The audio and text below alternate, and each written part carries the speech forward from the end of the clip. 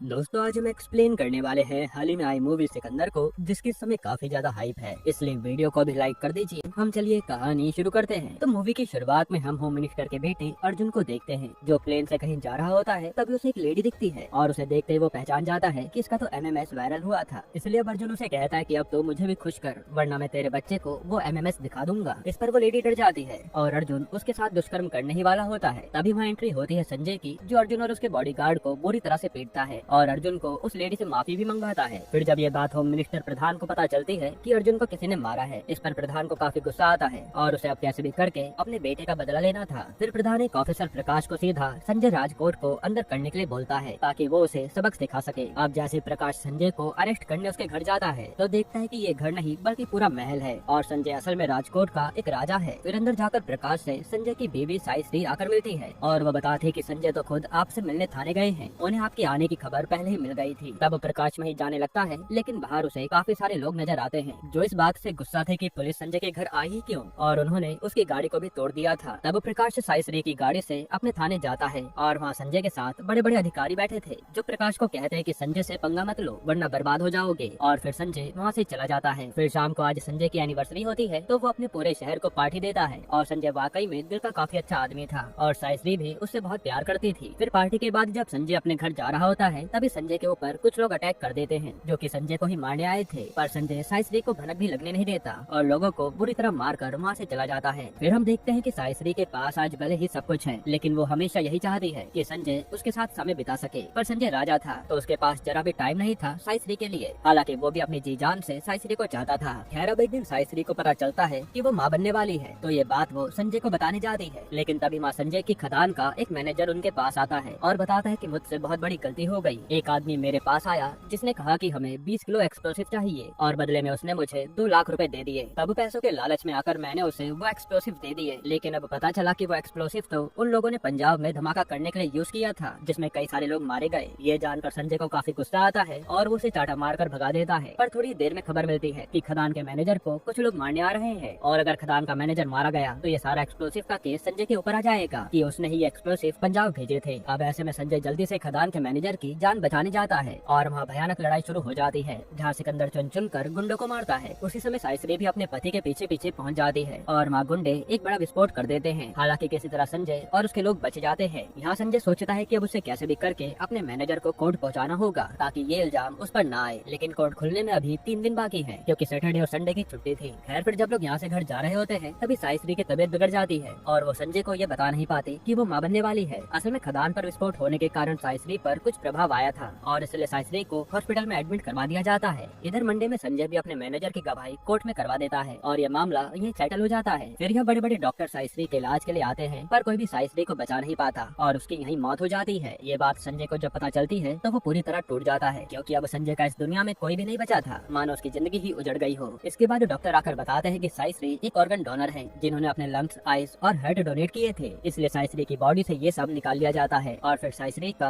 अंतिम संस्कार संजय कर देता है। हालांकि अब संजय अकेला बिल्कुल भी नहीं रह पा रहा था और उसे हर समय बस साइश्री की याद सताती रहती थी। उसे ये भी गिल्ट था कि उसने अपनी बीवी को कभी भी समय नहीं दिया। फिर कुछ दिनों बाद संजय को पता चलता है कि साइश्री की आइज, लंग्स और हार्ट 3 लोगों में ट्रांसप्लांट हो चुके हैं और अब वो सही सलामत है। तब संजय डिसाइड करता है कि वो एक बार तो उन लोगों से जरूर मिलेगा, ताकि देख सके कि उसकी बीवी का लंग्स, दिल और आंखें सही सलामत है भी या नहीं। फिर मुंबई आकर संजय सबसे पहले उस बच्चे से मिलता है जिसे साइश्री के लंग्स मिले थे और वो धारावी में रहता है। पर वहाँ पहुँचते संजय देखता है कि इस बस्ती की हालत तो काफी ज्यादा खराब है और उस बच्चे कमार को लंग्स तो मिल गए थे, लेकिन यहाँ इतना पॉल्यूशन है कि किसी के भी लंग्स दोबारा खराब हो जाए। मतलब साइश्री के लंग्स यहाँ ठीक से सांसें भी नहीं ले पाएंगे। फिर संजय को मालूम चलता है कि असल में यहाँ एक विराट नाम के बहुत बड़े आदमी ने आधी जमीन खरीद रखी है और आधी जमीन पर बस्ती वाले रहते हैं। इसलिए विराट आए दिन यहाँ कूड़ा फेंकवा कर चलवाता रहता है, ताकि बस्ती वाले मरकर या डर कर किसी तरह से ये सारी जमीन खाली कर दें और इस पर विराट का कब्जा हो जाए। वहीं संजय को पता चलता है कि विराट जल्द ही कुछ और जमीन यहाँ खरीदने वाला है, इसलिए संजय सबसे पहले वो बची हुई जमीन को खरीदता है ताकि बस्ती वाले थोड़ा सेफ रहें। ये सब करके संजय पूरी बस्ती का हीरो बन गया था, क्योंकि अब कोई उन लोगों को निकाल नहीं पाएगा। इसके बाद संजय यहाँ से सीधा वैदेही नाम की लेडी के घर जाता है, जिसे साइश्री की आंखें मिली हैं। यहाँ पता चलता है कि वैदेही का ससुर बहुत ज्यादा खड़ूस है, जो कि घर की औरतों को ज्यादा फ्रीडम से जीने नहीं देता और वैदेही घुट घुट कर रहती है। यहाँ उसका पति भी कुछ नहीं कर पाता। अब वैदेही की हालत देखने के बाद संजय जाता है सीधा निशा नाम की लड़की से मिलने। असल में साइश्री का दिल निशा को मिला है, पर यहाँ पता चलता है कि निशा में दिल तो ट्रांसप्लांट हो गया है, पर वो ठीक से वर्क नहीं कर रहा, इसलिए निशा की मौत कभी भी हो सकती है। है। तब संजय तुरंत दुनिया के सबसे बड़े कार्डियोलॉजिस्ट से बात करके ऑनलाइन ही डॉक्टर से कंसल्ट करवाकर निशा का ट्रीटमेंट करवाता है और निशा थोड़ी देर में ठीक हो जाती है। इसके बाद अब संजय तीनों लोगों से मिलने के बाद वापस जाने लगता है, क्योंकि वो तीनों ही लोग एक तरह से सेफ तो थे ही, पर बीच रास्ते में मिनिस्टर प्रधान की रैली पड़ती है और संजय अपने साथियों के साथ वहीं से गुजर रहा था। तभी मिनिस्टर के बेटे अर्जुन की नजर संजय पर जाती है और उसे अपना बदला याद आ जाता है कि संजय को मैं छोड़ूंगा नहीं, इसलिए वो अपने लोगों के साथ मिलकर संजय को मारने के लिए जाता है। लेकिन संजय इस बात को नोटिस करता है और यहाँ गाड़ियों का चेज शुरू हो जाता है, जिसमें कार क्रैश होने के कारण अर्जुन की वहीं मौत हो जाती है और संजय वापस राजकोट के लिए ट्रेन में बैठ जाता है। अब जैसे यहाँ प्रधान को पता चलता है कि उसके बेटे की मौत हो गई है तो वो पूरी तरह पागल हो जाता है। प्रधान यही सोच रहा था कि उस संजय ने ही मेरे बेटे को मारा है और अब प्रधान को कैसे भी करके अपने बेटे का बदला लेना था। फिर प्रधान पता करवाता है कि संजय मुंबई आया क्यों था, तो सब पता करवाने के बाद वो सीधा संजय को कॉल करता है और कहता है कि तूने मेरे बेटे को मारकर अच्छा नहीं करा और तेरा मरना अब तय है। मैं जिसे जिसे तेरी पत्नी के ऑर्गन मिले हैं मैं किसी को भी छोड़ने नहीं वाला। ये सुनकर संजय भड़क जाता है कि उन लोगों को हाथ लगाने से पहले तुझे मुझसे टकराना होगा और संजय फिर आधे रास्ते से ही मुंबई लौट आता है। फिर मुंबई आते संजय सबसे पहले उन तीनों का डाटा ही डिलीट करवा देता है ताकि प्रधान को उन तीनों लोगों के बारे में पता ना चले। इसके बाद वो उनकी प्रोडक्शन के लिए चल देता है, पर जैसे ही वो कमार के पास आता है तो देखता है कि संजय ने जो बस्ती की जगह ली थी उसे खाली करवाने के लिए भी गुंडे पहुंच रखे हैं और ये लोग विराट के ही आदमी थे। ये देखकर संजय को काफी गुस्सा आता है और वो उन्हें बुरी तरह मारता है। इधर प्रधान को उनका आदमी बताता है कि डाटा तो संजय ने डिलीट करवा दिया है, अब वो ढूंढ पाना मुश्किल है। लेकिन प्रधान कहता है कि अपनी सारी पावर लगा दो, मुझे उन तीनों के नाम किसी भी हाल में चाहिए। अब अगले दिन संजय सीधा वैदेही के घर पर जाता है, क्योंकि उसे पता चला था कि वैदेही ने अपनी जान देने की कोशिश की है। असल में वैदेही चाहती है कि वो जॉब करे, अच्छा पैसा कमाए ताकि उसके बच्चे अच्छी शिक्षा ले सके। लेकिन उसके ससुर नहीं चाहते कि औरतें घर से बाहर निकले, क्योंकि बाहर आए दिन औरतों के साथ दुष्कर्म की खबरें आती रहती है। तब यहाँ संजय वैदेही को समझाकर लौट जाता है कि उसे ऐसे कदम नहीं उठाना चाहिए था और वो ससुर को भी समझाने की कोशिश करता है कि उन्हें थोड़ा खुले विचारों का होना पड़ेगा, वरना हर कोई उनसे रूठा रहेगा। पर ससुर तो संजय की बात ही नहीं सुनते। खैर यह प्रधान को उन तीनों के नाम तो पता नहीं चलते, लेकिन वो उस खदान के मैनेजर को उठा लेता है और उससे झूठा कन्फेशन रिकॉर्ड करवाता है संजय को फंसाने के लिए, जिसमें मैनेजर ने कहा था कि संजय ने ही वो एक्सप्लोसिव पंजाब भिजवाए थे। फिर प्रधान उस मैनेजर को मरवा भी देता है ताकि सबको लगे कि डर के मारे मैनेजर मारा गया, यानी संजय को प्रधान ने फंसा ही दिया था। और इस स्टेटमेंट के बाद संजय का नाम वांटेड लिस्ट में आ जाता है, जिससे सारे पुलिस वाले मिलकर संजय की खोज में लगे हुए थे। इधर संजय निशा से आकर मिलता है तो पता चलता है कि निशा एक लड़के से प्यार करती है, लेकिन उस लड़के ने बस निशा से टाइम पास ही किया था, जिससे निशा डिप्रेशन में चली गई थी और अब हार्ट ट्रांसप्लांट के बाद भी निशा उसी लड़के को चाहती है। ये सुनकर संजय को लगता है कि निशा का दिल नहीं टूटना चाहिए, इसलिए वो लड़के से बात करने जाता है, पर यहाँ तो लड़का उल्टा उससे बदतमीजी करता है। तो संजय पहले तो लड़के को मारता है और फिर उसके साथी को भी मारता है जो बीच में आ रहा था। इसके बाद जब संजय वापस धारावी आता है तो पता चलता है कि कमार की हालत काफी ज्यादा खराब हो रही है, क्योंकि विराट आए दिन यहाँ कूड़ा जलवाता रहता है और लोग आए दिन तेजी से बीमार पड़ रहे हैं। तब संजय सीधा विराट के पास जाता है और उसे ऑफर देता है कि मैं तुझे जमीन का दुगना पैसा दूंगा, और वो पैसा बाहर वैन में पड़ा है, बस मुझे वो पूरी जमीन चाहिए। तब पहले तो विराट नहीं मानता, लेकिन पैसा देखकर वो चुपचाप साइन करके संजय को दे देता है, यानी अब संजय वहाँ से पूरा कूड़ा साफ करवा देगा। वहीं संजय ने वैदेही और उसके साथियों के लिए एक छोटा सा बिजनेस खुलवा दिया था, जिससे वो लोग घर पर ही रहकर अच्छी खासी इनकम कर सके और खुश रहें। वहीं अब तो ससुर जी भी संजय की बात समझ गए थे, इसलिए फैमिली भी खुश थी। इसी तरह से दिन अच्छे बीतने लगते हैं। फिर एक दिन संजय के वांटेड होने के बारे में वैदेही की फैमिली को पता चल जाता है और वो लोग संजय के बारे में बुरा भला कहने लगते हैं कि पता नहीं वो कैसा आदमी है। वहीं अब किसी तरह से प्रधान को भी पता चल ही जाता है कि साइसरी के ऑर्गन्स किस किस को लगे हैं। ये जानकर वो बहुत खुश होता है कि चलो अब मजा आएगा। इधर कमार की हालत पॉल्यूशन के कारण काफी ज्यादा खराब हो गई थी और उससे सांस भी नहीं आ रही थी, इसलिए तुरंत उसे हॉस्पिटल ले जाया जाता है। वहीं संजय बस्ती के सारे बीमार लोगों को ट्रीटमेंट के लिए हॉस्पिटल में एडमिट करवा देता है, जो कि करीब 6000 लोग थे और सबका इलाज चालू था। इधर वैदेही और निशा के घर वालों को पता चल चुका था कि संजय असल में एक राजा है, जिसकी बीवी के ऑर्गन उनके पास है, इसलिए वो उन्हें बचा रहा था। इससे उन लोगों की नजरों में संजय भगवान बन जाता है। वहीं प्रधान ने अब गुंडे भेज दिए थे उन लोगों को मारने के लिए जिन्हें संजय बचा रहा था, लेकिन वहाँ गुंडों को देखकर वैदेही की फैमिली अपनी जान बचाने के लिए उसी हॉस्पिटल में पहुंच जाती है जहाँ संजय मौजूद था। वहीं निशा की फैमिली भी उसी हॉस्पिटल में आ जाते हैं, क्योंकि ये लोग जानते थे कि संजय ही इन्हें बचा सकता है। जिसके बाद पीछे पीछे वहाँ प्रधान के गुंडे भी पहुंच जाते हैं, पर संजय तो वहाँ पहले से ही कमार को लेकर परेशान था, इसलिए वो गुस्से में वहाँ उन लोगों को बुरी तरह से मारना शुरू कर देता है। तब यहाँ पर भयंकर फाइट होती है, जहाँ संजय और उसके साथियों ने सारे गुंडों को ढेर कर दिया था। इसके बाद संजय सीधा प्रधान के पास पहुँच जाता है और उसे बुरी तरह से मारकर समझाता है कि अब से उन लोगों से पंगा न लेना, और प्रधान भी अब शांत बैठ गया था। वहीं कमार भी अब पूरी तरह से ठीक हो गया था, इसलिए संजय को चैन की सांस आती है, क्योंकि वो तीनों ही लोग पूरी तरह से सेफ और खुश थे। जिसके बाद वहाँ प्रकाश आता है और बताता है कि कोर्ट ने आपके ऊपर से उस केस का इल्जाम खारिज कर दिया है, क्योंकि वो सच्चाई जान गए थे कि वो ब्लास्ट आपने नहीं करवाया। ये जानकर संजय खुश हो जाता है। फिर जब वो हॉस्पिटल से बाहर आता है तो देखता है कि यहाँ तो कितने सारे बस्ती के लोग सिर्फ संजय के लिए आए हैं, क्योंकि वो लोग भी अब संजय को अपना राजा मान बैठे थे, जो हर किसी की मदद करता है। यहीं पर ये मूवी खत्म होती है। दोस्तों, आपको ये मूवी कैसी कैसी लगी हमें कमेंट में जरूर बताना। वैसे अगर छोटा सा रिव्यू दूं तो मूवी का कॉन्सेप्ट साउथ की मूवीज जैसा ही था और देखने में इंटरेस्टिंग भी था, लेकिन प्रॉब्लम आती है एक्टिंग में, जहां आप कैरेक्टर से कनेक्ट नहीं कर पाते। वहीं रश्मिका भले कितनी ही क्यूट क्यों ना हो, आपको महसूस हो जाएगा कि वो एक्टिंग करने का ट्राई ही कर रही थी, बस उनसे एक्टिंग हो नहीं पा रही थी। बाकी सलमान खान तो अपने उसी अंदाज में नजर आए हैं जैसा वो पिछली 3-4 फिल्मों में नजर आ रहे थे। कोई मेजर चेंजेस नहीं है। बाकी आपका इस बारे में क्या कहना है हमें कमेंट में जरूर बताएं।